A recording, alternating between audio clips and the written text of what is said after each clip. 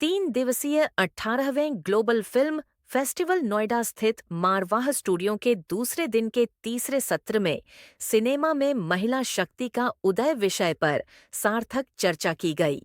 कार्यक्रम की शुरुआत दीप प्रज्वलन और गणेश वंदना के साथ हुई। वहां उपस्थित सभी अतिथियों का बुके भेंट कर स्वागत किया गया। एक जबरदस्त सेमिनार अभी खत्म हुआ है जिसके अंदर देश भर और दुनिया भर से विभिन्न लोगों ने भाग लिया। बहुत सारे विचार उभर कर मंच पर आए।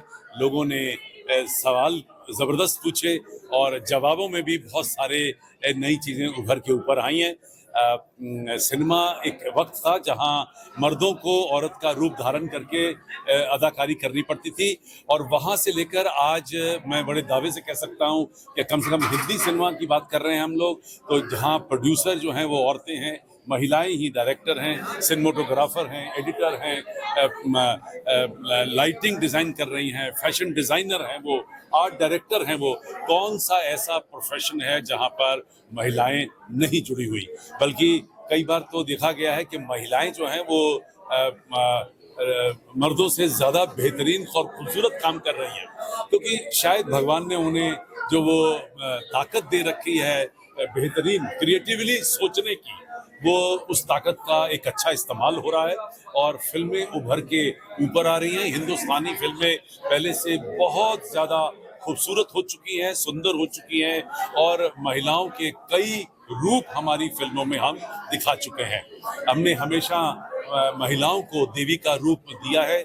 हमारे पूर्वजों ने हमें आज से हजारों साल पहले ये सिखा दिया था कि अगर आपको शक्ति चाहिए तो शक्ति की पूजा करिए, वैष्णो माता की पूजा करिए। अगर आपको अपना डर हटाना है तो काली माँ की पूजा करिए। अगर आपको पैसा और पदार्थ की जरूरत है तो लक्ष्मी माँ की पूजा करिए। अगर आपको आर्ट और कल्चर से जुड़ना है तो आप सरस्वती माँ की पूजा करिए। ये हिंट था।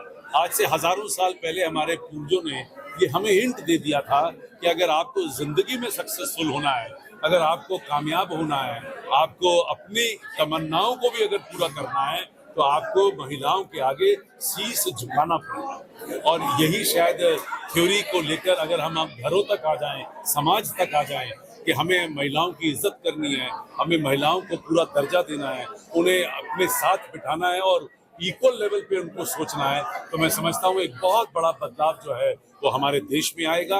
और दूसरी बात तो सबसे बड़ी ये है कि अगर आप चाहते हैं कि हमारा देश आज तीसरे नंबर पर आए, चौथे से तीसरे नंबर पे आए, तो महिलाओं को आगे आना पड़ेगा, क्योंकि मर्द तो बहुत सारे काम कर ही रहे हैं, महिलाओं को घरों से निकल के काम करना पड़ेगा। और क्रिएटिव इंडस्ट्री में, फिल्म इंडस्ट्री जैसे में भी बहुत काम है जहाँ पे वो जुड़ सकती हैं। और मुझे लगता है कि अगर महिलाएं ये सोच लें कि हमें थोड़ा थोड़ा काम करके आगे बढ़ना है तो हमारा देश हमारे ही अपनी एक्सपेक्टेशन से पहले तीसरे नंबर का बड़ी इकोनॉमी हो जाएगी। जैसे सर आपने सेमिनार में भी सिनेमा को माँ बताया है, क्या लगता है कि सिनेमा और माँ में क्या आप देखिए, जिन्हें आप पूजते हैं वो आपके माता पिता की तरह होते हैं। और हमने हमेशा ये जवाब दिया है कि जो लोग कम से कम सिनेमा के साथ जुड़े हैं, अगर उनसे आप पूछेंगे तो वो कहेंगे कि भाई हमारी दो माँ हैं, एक वो माँ बायोलॉजिकल माँ जिसने मुझे जन्म दिया है और दूसरा सिनेमा। तो जहाँ जब तक वो पैशन, जब तक वो आग नहीं लगी होगी, जब तक वो सोच नहीं बनेगी, तब तक सिनेमा में कामयाबी भी मिलना मुश्किल होगा। Amazing. I love the environment. I love the space. Everybody. I love all the people. It feels so good to be here. I absolutely am enjoying this. Ma'am, females को लेकर भी अंदर बातचीत की गई है कि नारी शक्ति आगे बढ़नी चाहिए, तो उस पर आप क्या कहना चाहेंगे और भी लोगों के लिए कैसे ये चीज आगे? I think already in every field, her field में there is women, her field में there is women empowerment, whether not just in the film industry, but as you see, I am a businesswoman myself.